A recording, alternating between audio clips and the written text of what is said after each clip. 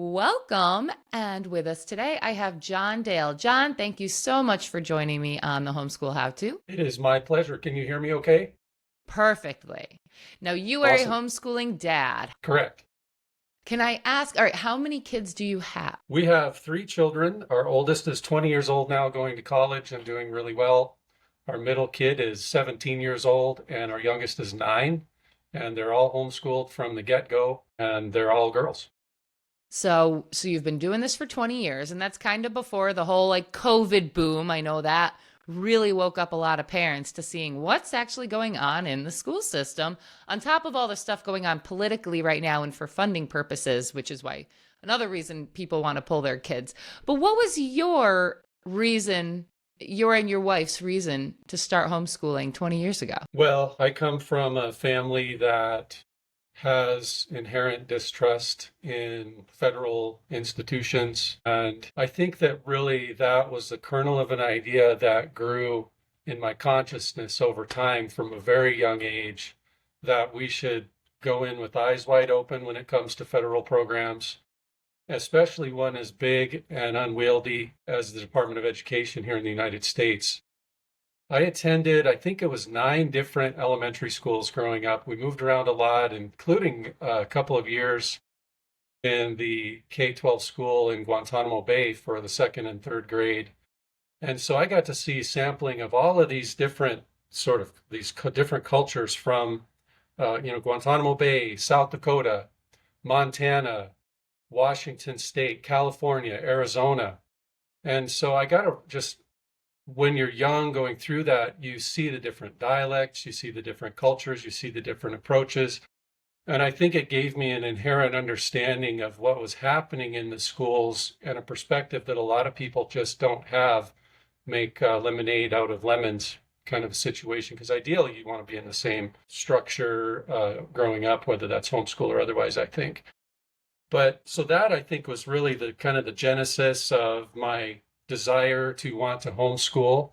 We were in Tucson, Arizona. I was getting a master's degree from the University of Arizona at the time. We found out that we are going to have a baby. And so I started thinking from the get-go, extrapolating out what, 20, 30, 40 years from now, what kind of a relationship do I want to have with my children and how do I get there? How do I get to that place where there's just this strong bond and an impenetrable trust that I have with my family? And the answer to that was to be present, not just be the wage earner, but to literally have lots of time with my family of the best hours of my day. In the morning, normally when you would be giving your time to a corporation or an institution, a non-family farm type arrangement. That's the time that I figured I wanted to give my children, and I wanted them to reciprocate that and give me their best time too. And so I had this nagging vision in my mind about how I wanted to conduct my parenthood responsibilities. And it took some convincing of my wife, to be quite honest, to head down this road. And she was always a good conservative backstop for this project, which is the most important project that anyone can do. It's the most important project, parenthood, and it's probably the least respected and the most trampled on historically because children, when they're born, are considered assets of the state.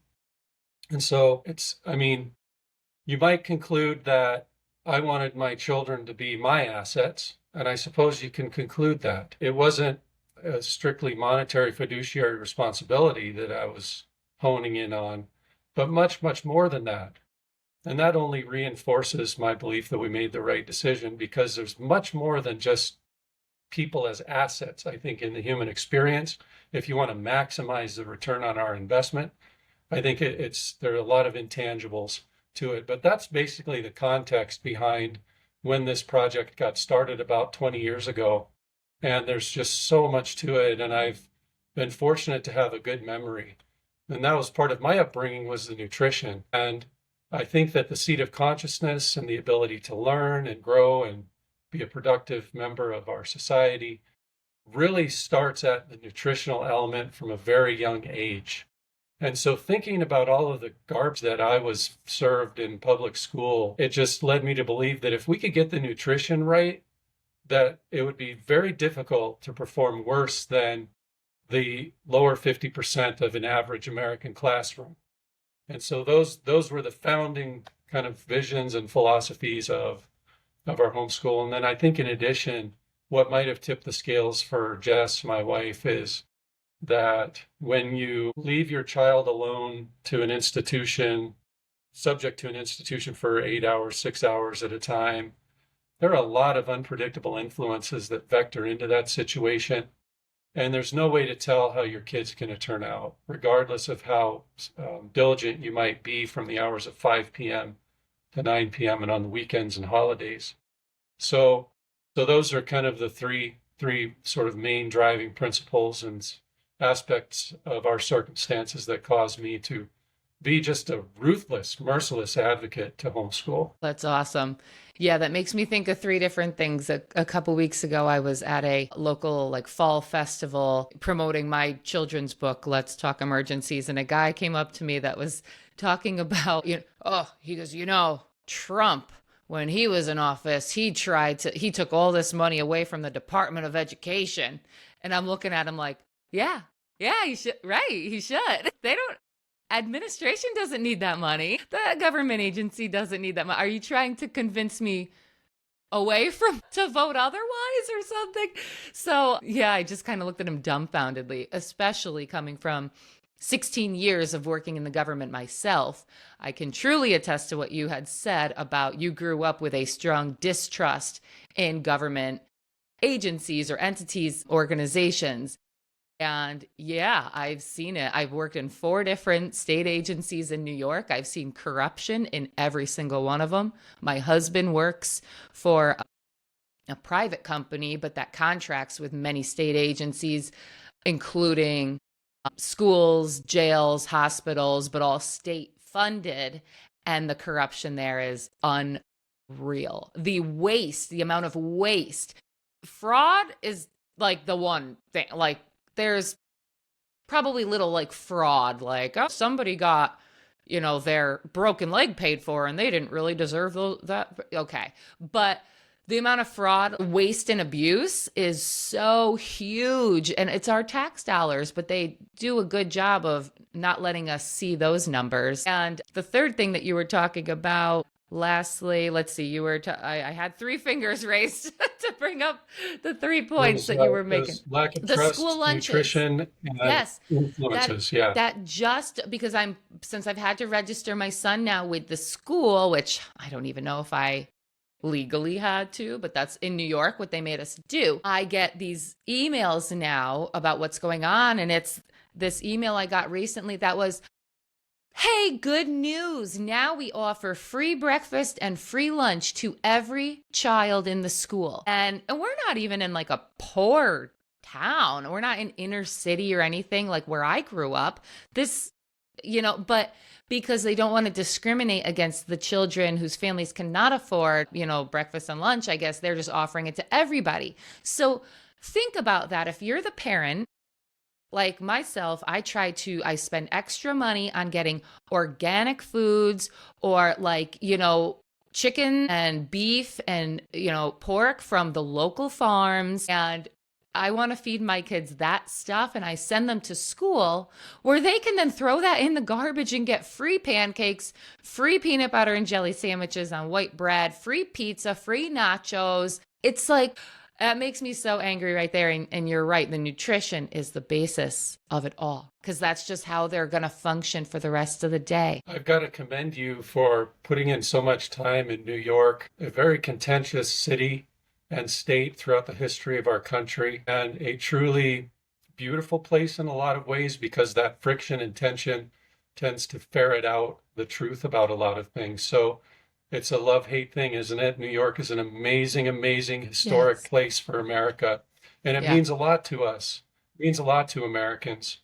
And it's very hurtful, even as someone who's only been through New York. I didn't spend a significant amount of time there. But I find that I have a reverence for New York. And I'm very disappointed in seeing what de Blasio and others have done through the policies that I presume are being fed to them by their extortionists. You mentioned the Trump era. Well, having a homeschool where we're together and present through that whole era was incredible because we got an amazing civics lesson, a contemporary civics lesson from 2015 until present even. Although we did apathy and attrition kind of set in 2022. And so we haven't been quite as involved on the national politics, but still very involved locally. That's But to great. just see all the things and the tactics that were done going through that presidency and the reactions to a key platform strategy of Make America Great, to see all of the backlash and the pushback against the concept of Make America Great. It wasn't like the Patriot Act. He literally wanted to make America great again. And so we had just a frontline civics lesson watching live feeds and analysis, and it was a huge part of our homeschool that preoccupied our time, which if I was starting out, I would want to know this. Another big core principle that emerged in the success of our homeschool wasn't to kind of go with the flow, was to look at what's happening around you and look for the problems to solve and make those real world problems part of our curriculum. And that was hugely successful because every time we did that, I think our retention was off the charts. And also with the nutrition and their memory, they now have an ingrained memory about whether or not we truly have a representative democracy in our country right now, which I think is a question that's up in the air as long as we have uncertainty at the ballot box. What do we have? And it gave us a chance to study different systems of government, from communism to totalitarianism and fascism and free market-based capitalism and anarchism, and to study these concepts, not necessarily put all those into practice, mind you, but contrast them so that they can make an informed decision as they're being encroached upon by this runaway system right now. And also, I'd like to say that, I don't want to off-put people who work in government. I think government is necessary and can be very effective to enhancing the human experience. And people like yourself, I think, get disparaged. And there are a lot of people with their heads down and that are just trying to keep, afloat in this crazy world. And they have government jobs. And they're very tremendous people. They're very good people that are in the asset column, and they have a first line of sight into the inner workings of government. So I want to be careful not to disparage all of the people in government. When I say government, I refer to the system, its policies, the touch points, and then eventually there are human actors that act within the government as well with conscience. And those are the people I tend to put faith in, not necessarily the system that we have right now. And that was one of the primary lessons that came out of the Trump presidency for me. And I think that exact sentiment can be used for the education system. When I make certain comments on the podcast or on my Instagram page, I'll get a little backlash that teachers are wonderful people. And yeah, I'm sure a lot are. I know some that are great people, but when you're stuck in a system that's not letting you do what the children need from you or even be creative, it just all has to be, this is the test, this is where the funding comes from. Your kids have to do well on the test. That's how we will measure. That's how we get paid. And you can't even teach it the way that you once taught it and that the kids enjoyed, because we have to all streamline it. Same for, Bobby in New York City, and the same for Billy Joe in, Wyoming. They have to have everything the same. And it doesn't work that way, because my kid, even though he has like a best friend, they have different interests, different learning styles. One can learn to read faster and it's enjoyable. And the other one might like, building things outside. And it doesn't mean there's anything wrong with that. They'll both learn to build and read when it comes. But the school system and the funding and all of the testing just makes it so that teachers can't even do what they dreamed of doing as they were going through the schooling to become a teacher. Yeah, and it can get pretty depressing when you're out there as a messenger trying to improve the system and identify the faults in that system. You can kind of black pill, right, and demotivate and demoralize folks. But I mean, buck up. This is the first step to making things better. And the fact that we're recognizing these problems is not demoralizing to me. It's I get hope when I see people looking at these problems because I have faith in the ability of the people in this country, whether it's coal miners or computer scientists or political activists and leaders or on and on and on and on. There are just so many amazing things that our people are capable of. And that leads me to the idea of this kind of a new economy that's emerging based on a new technological industrialization of our means of production in this country. And so for hundreds of years, the philosophy behind schooling has been parents have to work. They're the engine of our economy. They bring the food, they bring the house, like they build the houses through their efforts. The streets get paved and municipal systems get installed and maintained. But the question that is not being posed enough right now is, are we reaching a point in our capabilities that parents and families can stay together in atomicity? Can we abandon that model of the parents have to go to work, therefore we require specialized teachers in the classroom and administrators and facilities and bus systems? Think about the cost of the bus system coast to coast. It's enormous. And it's a logistical cost of managing all of that. The accountants for the education system probably make $1 billion a year combined. I don't know. I'd like to see that breakdown. But it's a huge monolithic system that is unable to adapt to these emerging technologies that I'm watching as a technologist, other countries poach. They're taking these technologies and they're installing them. And here we are still being forced and encouraged to mold ourselves and our children to this archaic system that at one point was the reason for our success. And we can acknowledge that. But I think it's also time for good people of conscience to talk seriously about how to adapt our systems to keep the atomic family together. Because it was the atomic family working on the American family farm, in my view, that was the reason for our success and our rapid ascent to world prominence. And it was the atomic family and the accountability to one another from those bonds that form that aren't purchased. When you raise a child and you're there and you work and struggle together, it creates the type of bond that money cannot purchase, that the state tries to replicate, in my opinion. The state tries to replicate that bond through conditioning, operant conditioning in the schools, so that the children become more loyal to the state than they are to the parents.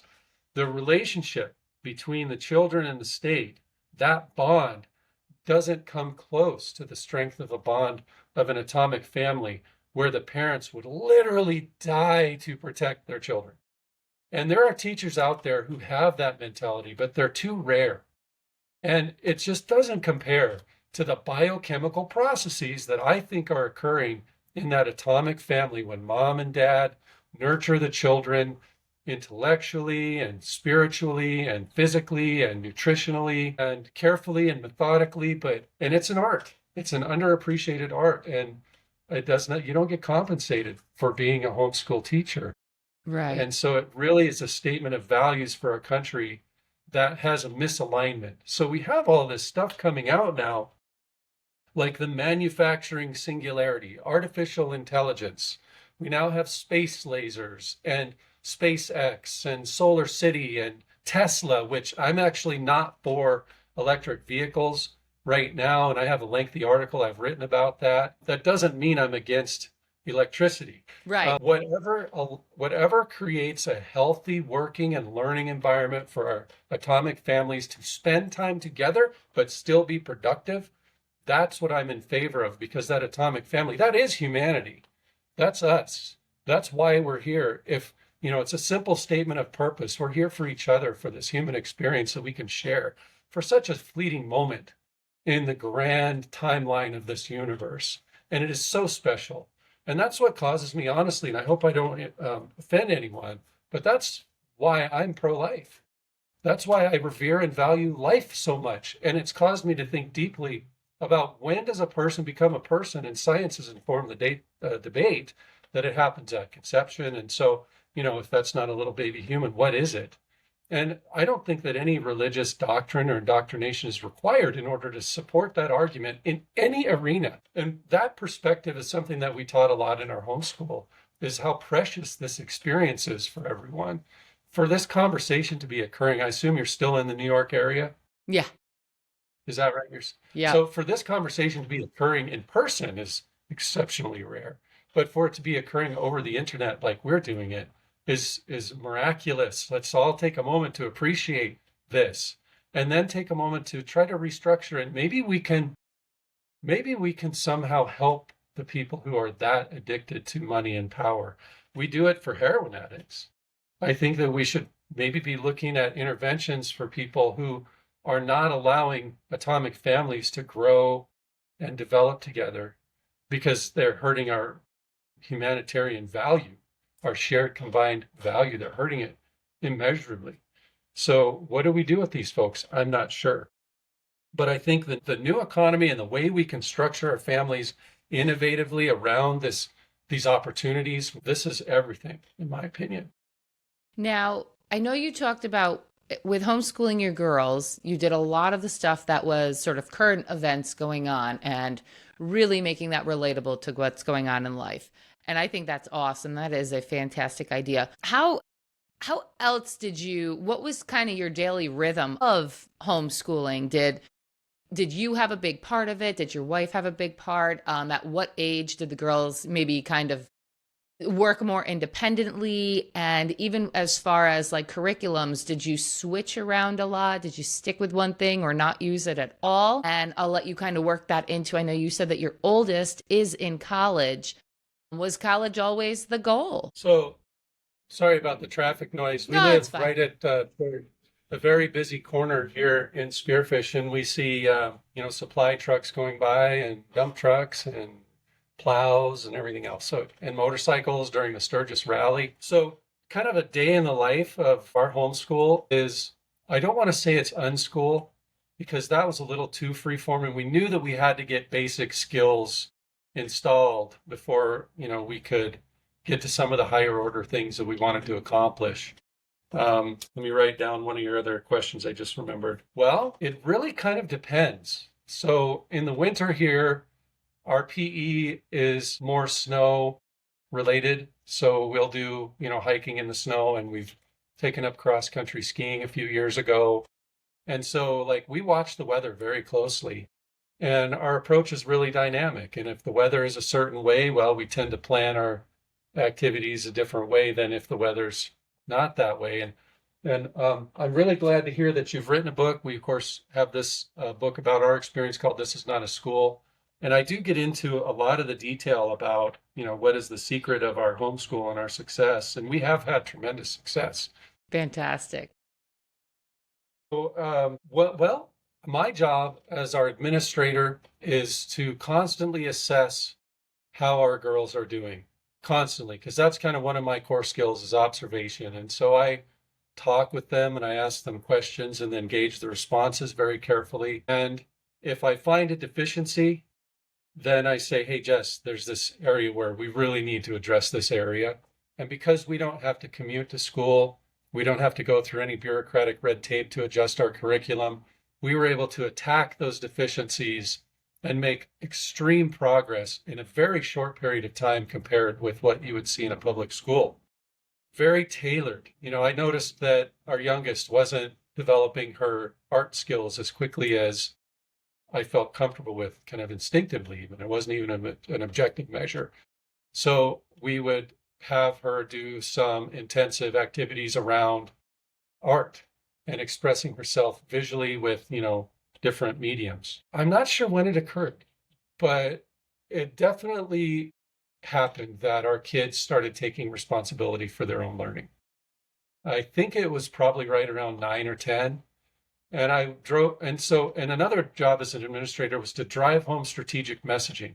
You're responsible for your learning. You're going to be a lifelong learner. People who stop learning start dying. Those kinds of messages, I think, caused our children to have a different perspective. And there's a certain freedom in our approach that allowed them to pursue things like Casey wanted to learn piano, so she learned piano. Casey felt like she didn't know enough about math, so she cover to cover went through and did every exercise in the old Saxon algebra book, the Algebra 1 book from when I was in high school. Was college always the goal? No, not necessarily. Being capable of, filling needs within our market system legally, efficaciously, with conscience and ethics and morality, that was the goal. It just so happened that I think in our small town here where we have a university, they were watching us very closely, and it's an old teachers college, Black Hill State University. So they're very focused on education. They've turned out a lot of teachers here. And so, they, on one hand, they have a motivation to protect their cash flows from the federal government, the teachers' unions, and the teachers and the education colleges. On the other hand, I think that they know they're struggling. They see other countries really maximizing our model and making it work for their kids for rote learning better than we can. So, and I think they're truly looking for opportunities. And those opportunities don't come from the mainstream. Those opportunities come from the fringes, from the outliers, from the people who are thinking differently from the mainstream. And that certainly is me. And that's us now. And that's our whole family now, is we're looking for those opportunities with conscience. And that's key. You've got to have some sort of moral curriculum. We're really heavy on ethics in our curriculum, which consists largely of the walk talk. And I go into that in detail here. So our school was conducted more outside than inside, more through dialogue than through activities in front of books and curriculums. I felt like once I saw how the curriculums worked, I thought this is a great tool to apply when it's really, really needed in certain areas where we see deficiencies. And then the rest, I want to talk about how to apply what they learn to the real world. And that's what we did on just hundreds of hours of walk talks. And that was a bit of a risk. I didn't know if it would work, but I think it really worked. But college was not always the goal. And and here's a tip if you have a homeschooler about to start college and you're a little bit worried. What we did was we had Caitlin, our oldest, take one course, for her, a difficult course. It was the math course. She struggles in math a little more than Casey. And I think that our youngest is looking like she's going to be really good at math too. But it was just, she struggles with it. So we had her take college algebra right out of the gate. And that was her only course. And she focused on it and not only learned the college algebra, but she also learned how to pass a college course and what was involved in that. So once she was able to prove that she could do that, it was wide open. She can take as many or as few college courses as she wants now. And we have confidence that she'll do really well and bring honor to our family and our methods, and also our cohort of people who are homeschooling. I have a tremendous sense of responsibility. I feel sometimes it gets kind of stressful to be successful with this, not just for myself, but because people are going to point to our model and say, any failure we have, it's going to be magnified. And they're going to say, see, you should have sent them to the public school. But any success that we have is going to be marginalized and squelched and tamped down, it seems like. So I feel a great sense of responsibility to not only be successful, but to also have a big megaphone and try to touch base with people like yourself who can help us get the word out that this is actually a more efficacious method. Yeah, it makes me think of a post that I had written on Facebook or Instagram about what I had learned over a year of interviewing homeschooling families. And one of them was that, our need to want our kids to be on par has more to do with our insecurities as a parent and educator. And how easy would it be to send them to public school so that when they fail, you can say, well, it was the school's fault. But as a parent who loves your child, homeschooling, you're not going to let them fail. If there is something that they are not good at, well, do they have to know that anyway? Is that something they need for the real world or the career they want to go in? If not, maybe you don't have to go forward with that. Or maybe you can find a different way to make it relatable and fun for them to learn, or a way for them to understand. There's just, it is easy to throw, and society has made us think, we are not capable of being the teachers, even though we went to the same place to be educated, that they're telling us made us not smart enough to educate our own kids. So it's like, if you didn't make me smart enough to educate them, why should I send them there? But that's so true. And did you, when your oldest did her one course of math in college, was she still technically in high school, or had she graduated the homeschooling of high school and just took one class as a college student? So sorry, I want to, yeah, I'm going to answer that question and remind me of the question in just a moment because you hit on something that was very, very important, and I don't want to just pass over that. And I love your question, by the way. I don't mean to be rude. No, not at all. Sugar, sugar and fructose and fluoride and lack of iodine in our diet. You said parents have been dumbed down basically, so they're not capable of really teaching the kids. Well, I think that that's a key and central point. And let's go ahead and diffuse that a little bit because to be honest, I'm not a genius teacher. Neither is my wife. We don't know what the hell we're doing, or we didn't when we started. All we knew is that we loved our children, and if we could get the diet right, which you don't have to have a 140 IQ to get the diet right, then you're going to be successful. But again, there are other struggles. We write about a lot of them in the book. Okay, so now give me that question, just a revised version of that question, because So just as she took that college level course, was she still a high schooler? Because a lot of homeschoolers are able to take Yeah. college courses in that. And I'm going to add on too, how prepared was she for college level courses or even going to college after that first class she took? Did she feel she was adequately educated in order to quote unquote fit in with the rest of her peers in college, or was she far beyond, which I'm guessing? So these two questions, the last two questions, really demonstrate your competency in this field. So I mentioned that Black Hills State University, what probably was keeping a very close eye on us, likely using systems that were not entirely legal, I'm thinking, because it was such a high stakes endeavor. And as we were communicating out in the community, it's only 10,000 people who live here in Spearfish, and I have a lot of family and connections. So this word of mouth kind of spread very quickly. And I think they saw it as a potential disaster. Oh my gosh, he's brought his children up here from Arizona. He's running from something. I think that was one of the assumptions. In reality, I was running from the border crisis in Tucson. I didn't want my children anywhere near that in case that melee broke out. And there were a lot of assumptions. And so they tapped into the network. And I think that they kept tabs on us. And then they watched the development of our children over time. So Caitlin's path to college was, well, I wanted to have her take the GED exam to answer the same question you just asked me. So she took the GED exam and passed. So she got her high school diploma. So we had that basic level of objective proof that any of the naysayers to our method can just shut up, because she got her GED and she was 17. So, but the GED is not that difficult of an exam. Really, any high schooler should be able to pass the GED that gets their diploma. That's the theory.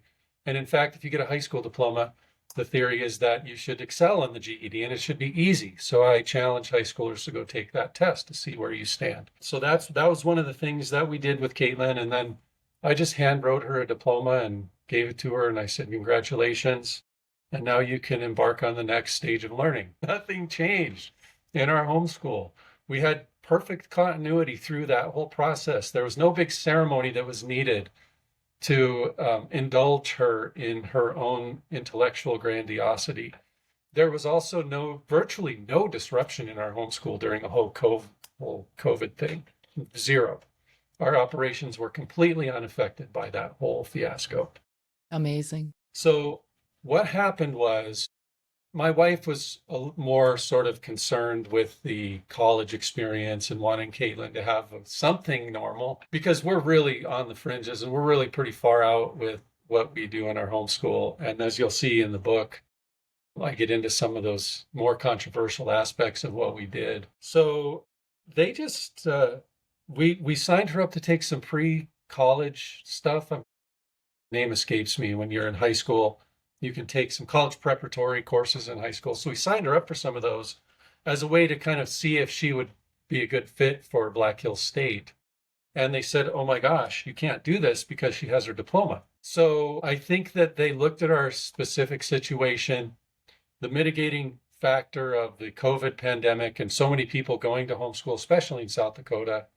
They wanted to do a little bit of research and forward thinking about how they could admit some of these students into the university system, because it's an income question of the income that they have to answer. And I think that some of the most capable performers in college are going to be coming from the homeschools, because it clearly demonstrates that their families were smart enough to pay attention and decipher what was happening during that whole thing. We'll be nice, shall we? So they admitted her.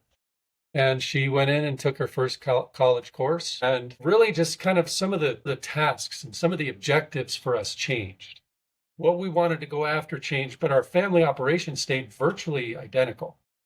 And what I found was that, Caitlin would go and she went to every minute of every class and got there 15 minutes early, because that's what she wanted to do. I didn't have to set any alarm clocks or roust her out of bed or anything. She was ready to go and participate in that experience. So she was very motivated. She did every assignment like a week early.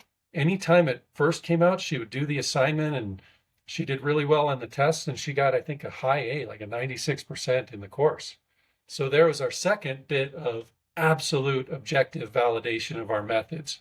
And we did math in our homeschool. One example was when the local Economic Development Corporation gave a simple interest loan to a local company. And so we weaved in some moral philosophy and finance and algebra together in a lesson to study this issue of why did this company get a simple interest loan, whereas if you go get a loan, you're going to get a compound interest loan. So we got to study compound interest. We got to study the algebra involved in that. We got to look at the moral issue of why did they make this decision for these people, but not for these people. At any rate, so that was an example of a project that we had done before. And now this algebra class was just another project, kind of like that, except a more extensive project and higher stakes. And what I found was that when Caitlin would struggle with something, we had 2 built-in tutors, because Casey's just kind of gets math, because we started algebra on our walk talks earlier than with Caitlin. And no paper, no whiteboard, just talking algebra. So she just has a mind for math, and I think that's one of the reasons. And so our younger daughter was tutoring our older daughter in a college algebra course. And then my wife, of course, loves math. I love math too. My wife is better at math than I am. I'm better at functional calculus than computer programming, but I think she could be better than me if she just wanted to. So we have this team of people who are streamlined in our communication with one another and helping one of our own to get the highest mark possible in her college algebra course. So it's just a win for our model. It's a win for our family. It was a win for Black Hills State, because it was kind of a risk for them to admit her. If she had bombed out, then, there would be just ugly conclusions all around. But we all stepped up and we all performed. And that's Caitlin's story of getting into university. And now we're going to have Casey, I think, follow the exact same track because there's precedent, and she'll do the exact same thing. And I'm kind of curious to see if she'll be able to improve on that math score in the college algebra course. Fantastic. And I also said, go to all the clubs, make friends, make connections, build a network of people. Take your time. I don't want you to get in there and spend 3.5 years and graduate and then shuffle off to some, just stuffy cubicle farm. Yeah. Make college that experience and take your time and get to know everybody there, from the janitor to the president, while you're there. I don't see any harm in that. That's great advice. That's the general approach that we took for college. We have kind of a special circumstance here, small town, small university. I'm going to put the link to your book in the show's description, but if you can one more time just give me the name of the book and where people can find it. The name of the book is This Is Not a School by John Dale. And my wife has an architectural rendering of an old schoolhouse on the cover. She's a was a registered architect in Arizona. She has a Bachelor of Architecture. And then right underneath it, it says this is a drawing of a school. And if you look for This Is Not a School by John Dale, you can find it on Amazon.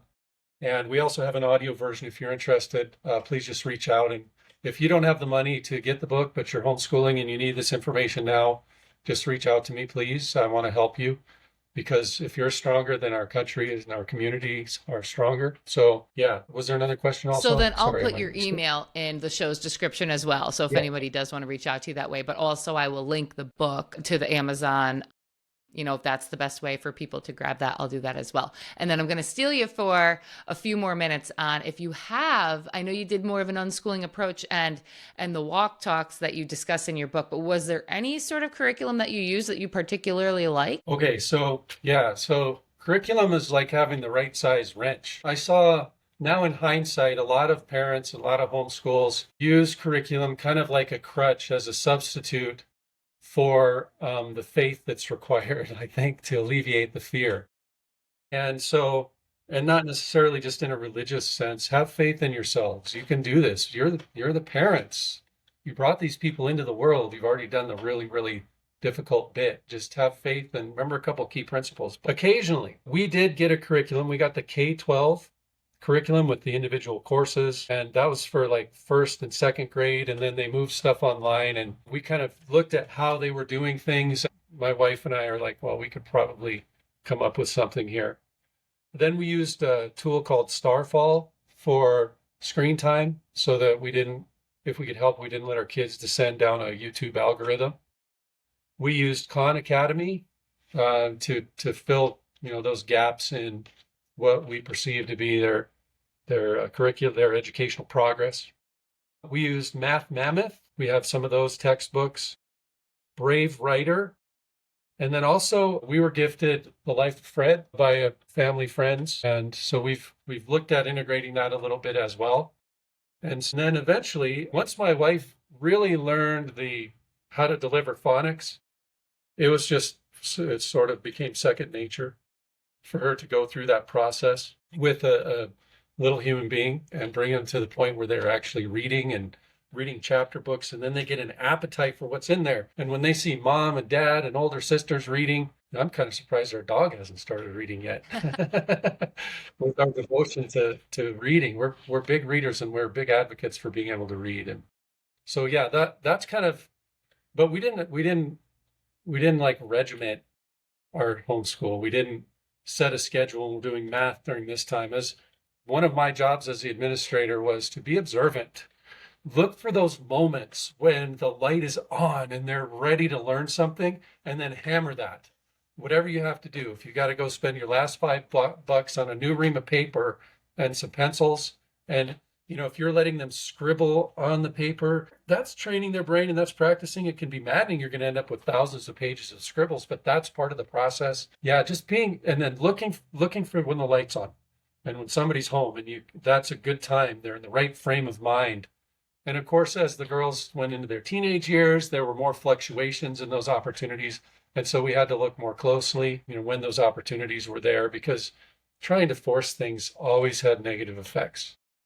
And the Yes. curriculum was used sparingly to fill those gaps. And we've made plenty of mistakes. But I think that, just trusting in ourselves and getting the diet right. If you don't get the diet right, it doesn't really matter what else you're going to do. And curriculum is good to kind of, making sure that they can do the basics. And if you have kids who just love to be on that computer and you have a little bit of skill with the firewall, you can just give them access to those couple of online resources. We use Starfall, and Backpack Bear was one of Casey's favorites, and that was one of her first sewing projects, was she made a backpack bear from this service. So parlay those experiences. And when you're there and present as a parent and administrator and homeschool teacher, you see those opportunities to kind of, bounce off and riff off of what they're doing already. And just look for those opportunities to bridge gaps. And how is math related to, English literature and history? How's that related to logic? And, there's, you string together and tension everything together like you're lacing a wheel over time. And I don't want to hurt anybody's feelings again, but one of the stark realities is that parents are just caught up in our system and working multiple jobs, and just they have faith in our school system, which is, I don't think you should have faith in our school system right now. You should have faith in individuals working within them. And I think that we could modify our educational economy to allow collectives or consortiums of homeschooling parents to specifically hire specific teachers in specific areas and to use those teachers like we used curriculum to fill in gaps in knowledge. One of the wonderful benefits of this is that the parents too get to learn. I'm reviewing this material, being present for a lot of these activities. It's reinforced my own intellectual fundamentals. There's so much value that comes out of this. If we can just figure out how to grow food and defend our country without splitting up our families.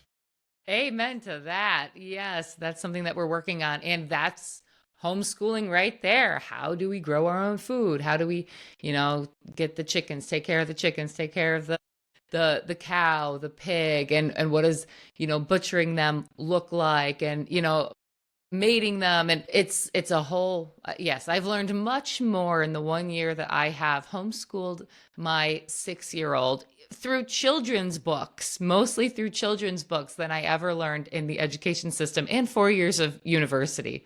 I say that all the time. John, I have to wrap up, but thank you so much. This conversation has been amazing. I hope people check out your book. I can't wait to. I'll probably need that audio version because you know how it is when you got 2 young kids. You open a book and then you just fall asleep. So I like listening to audio as I can, do the dishes or be in the car rides going to and fro. I can't wait. It sounds like such a plethora of great information and new ideas for homeschooling parents that are especially just starting out. Anything you want to say to close up? Well, this has been a lovely interview, and I really appreciate you taking the time to help us get the word out about our book. Yeah. I want parents to know that these beautiful gifts that they have are worth the time, effort, and risk to do all that you can so that they can live fulfilling and meaningful lives of their own while contributing to their communities at the same time. So I can't thank you enough. Thank you. Fantastic. Thank you so much.